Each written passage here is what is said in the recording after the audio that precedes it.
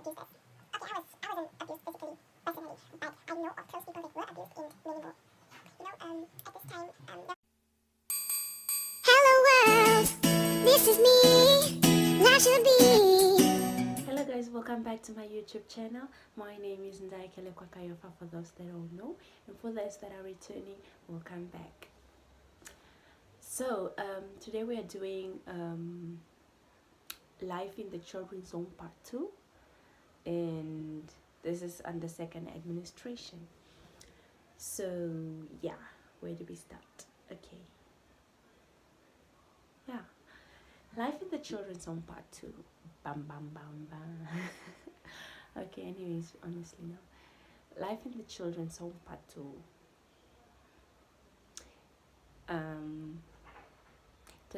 It wasn't always the easiest thing in this at this time living in the children's home. It kind of just changed. It's like things just changed from good to bad within a snap of a finger, and it was kind of hard to comprehend because it was just like this now, and now everything changed. Life in the children's home part 2 drastically changed. From let's start with the way we started eating. We started now. We no more ate at our homes. We no more were a family in our homes. It was now a bigger thing where we had one cook. We all eat the same thing, and it was just a transition, man. It kind of just changed, and it was, I don't think anybody was ready for it. And so we went from eating at our houses to eating in this big dining hall, every one of us. And at this point we started eating at 5 o'clock. Imagine you are eating at 5 o'clock and then 8 o'clock you're hungry. Oh, that was always what happened to me. 8 o'clock I would always be hungry.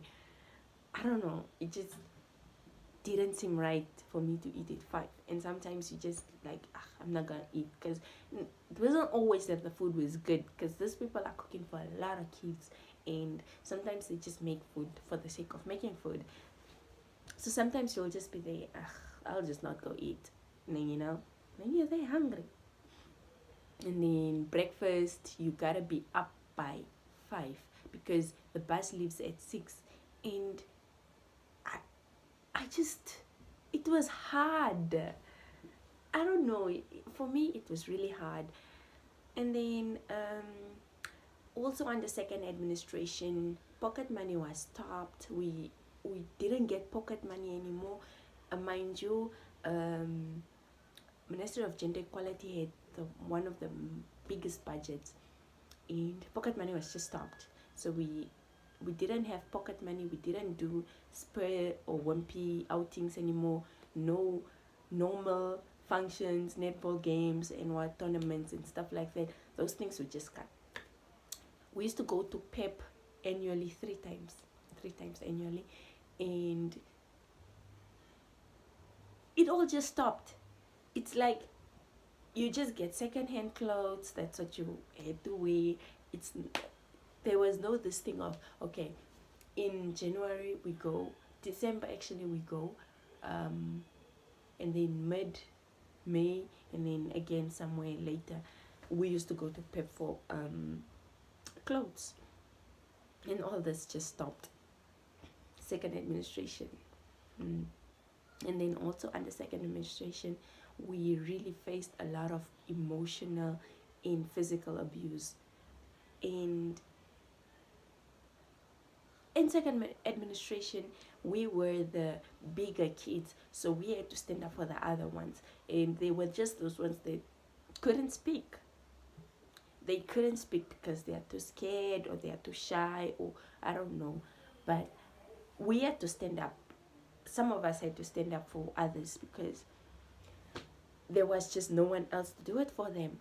So suffering a lot of emotional abuse was very hard, because not only did we start doing bad at school, but we also started looking for comfort elsewhere. Personally, my friends and I, we would look for comfort in alcohol. So every weekend we are out of the children's home just to seek peace of mind and stuff. So we were regarded as the naughty kids, and I really had no problem with it as long as I knew who I was and where I stand with myself. I had no problem with me being called naughty, and I was apparently the head of the group, and they called me the devil, and my friends were my kids, the devil and her kids. I was fine with it, like, yeah, okay, I'm the devil and they're my kids, fine, as long as I know what we do is not as you know. Okay, so yeah, we would, personally, my friends and I would, every weekend we would be out of that place, be it Friday or Sunday. We are out. We'd go Friday, we'd probably go to Jokers, and then Saturday would go, I don't know, anywhere, literally. And then on Sunday we'd go to Big Skawash after Kapana, of course. And they would go home really late, like 19. And they always called my sister, because my sister was also a social worker, and they would always call her, yeah, your sister is naughty, and well, she would come and scold me and go back, and I'll do the same thing with no regret, because I hated the way we were treated in there. We were abused, we were treated like dogs. Literally, your life, we were imprisoned, and it was just kind of hard to comprehend, because you come from this, you were used to this nice system, and then this broken, damaged, corrupt system just comes in hand, and everything changes. It was hard. And then emotional abuse part. Emotional abuse, it was real. We were called, I was called a ghost. There was this one morning, we were going to school, it was winter, and they were handing out beanies, and when I came to the bus, like when you enter the bus you get yours, when I came to the bus, the woman looked at me and she was like, yeah, you ghost. And I'm like, not even warning, not even anything, you ghost, really? And then she threw me my beanie, and then it hit my face and it fell down, and I looked at her, and I looked at the beanie, and I walked into the bus and I didn't pick it up. And then she's like, take your beanie. And then I looked back, and I'm like, probably she's psycho or something, because you can't just wake up and show hatred towards someone that didn't do anything to you. And I walked past her. Abuse on second account. They used to, like, literally emotionally abuse us. They would tell us, yeah, we'd go back to the poverty we came from. Imagine, this is a place where we're supposed to feel safe and loved and cared for, and yet we felt so drained and damaged and abused. They would call us, you'll go back to the katutura you came from, to your poor living conditions and stuff like that and stuff like that. They would say, you have nowhere else to go. Or there was an account where my schoolmate was told that his dead mother won't come out of the grave to help him because his collars were up and he needed to put them down. And in my heart, I'm like, did she just say that? This guy's mother passed away 2 months ago, and it's not his biological mother, it's the house mother he lived with at the children's home. His house mother got cancer and she passed away, and 2 months after that, this woman tells him straight to his face that his dead mother won't come out of the grave to help him. That was very damaging for me, and it was really heartbreaking for me, because how can someone that knows better say that to a kid, an orphan for that matter, and that just lost his house mother? I was so damaged. The system in the children's home has gotten so corrupt that they don't even care about how you feel or whatsoever. And we have social workers, mind you, they fall in the same WhatsApp group. I would go to a social worker for help, and they would turn me down. Like, they would send me back and be like, it's my fault. And honestly, I was rebellious because I didn't want to suffer in that situation. I didn't want to be mentally abused, and it really gets to me. So I did things, you know, to save myself, and it was bad. And then physical abuse.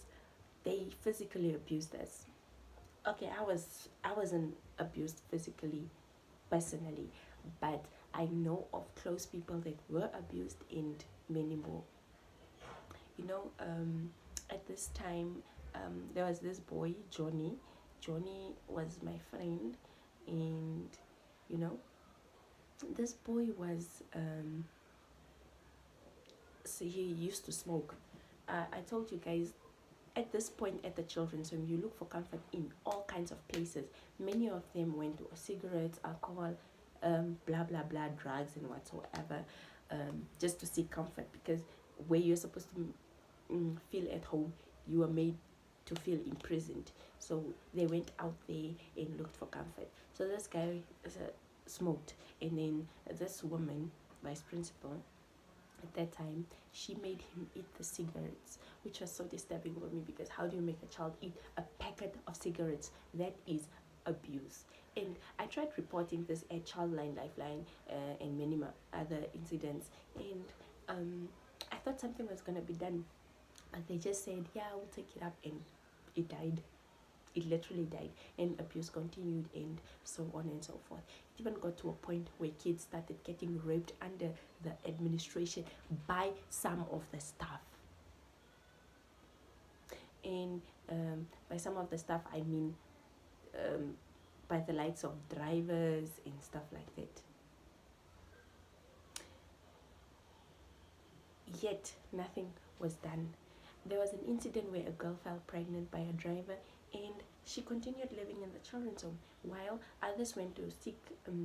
I know of someone else that got pregnant by a taxi driver outside the children's home, and she was sent out of the children's home.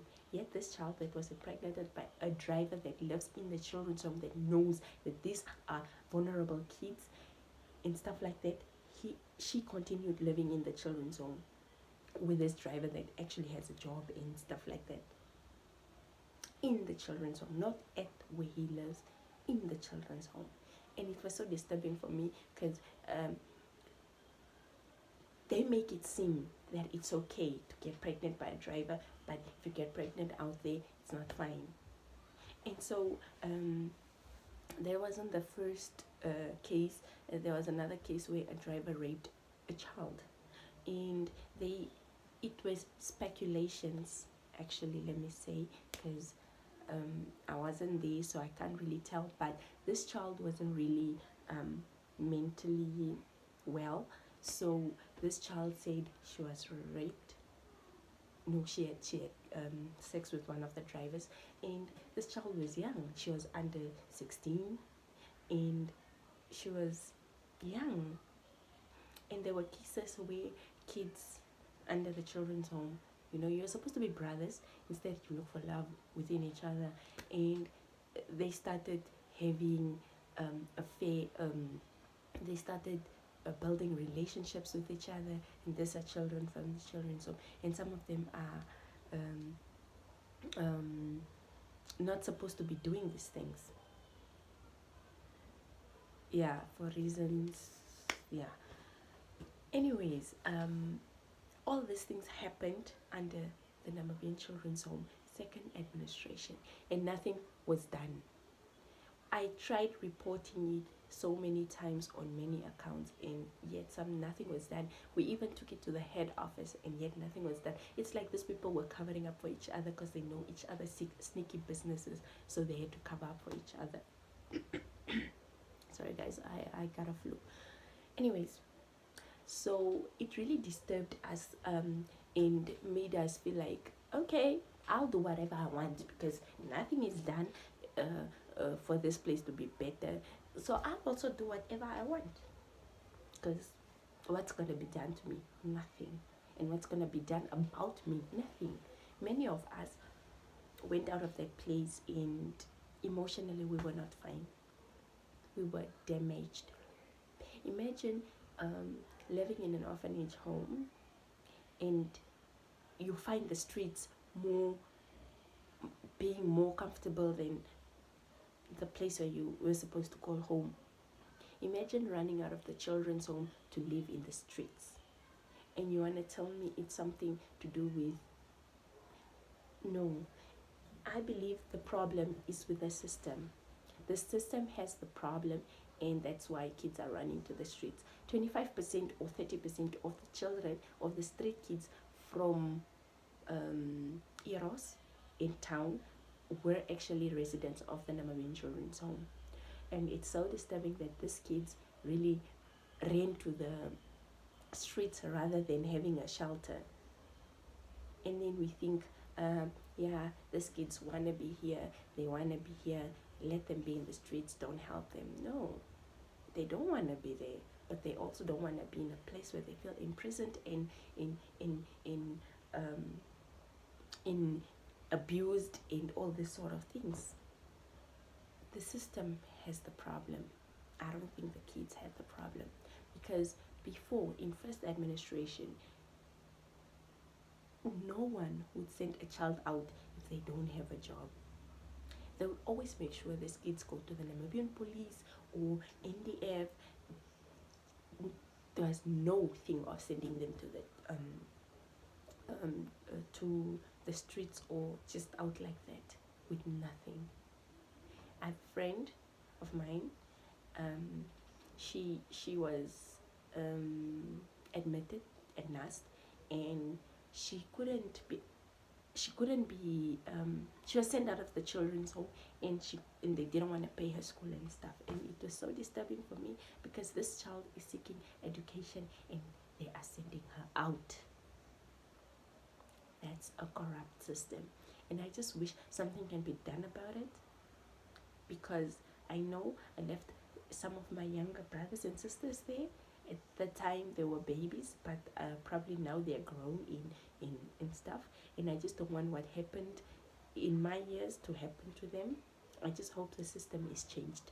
But we tried reaching out and nothing was done. So yeah, I just really hope something can be done. And that is my story about life in the children's home under second administration. It was not good. It really left many of us damaged, and yeah, hopefully things will change. Thank you guys for listening to my story. Please stay tuned for the next one. From me, Tracy Kayofa, I am out.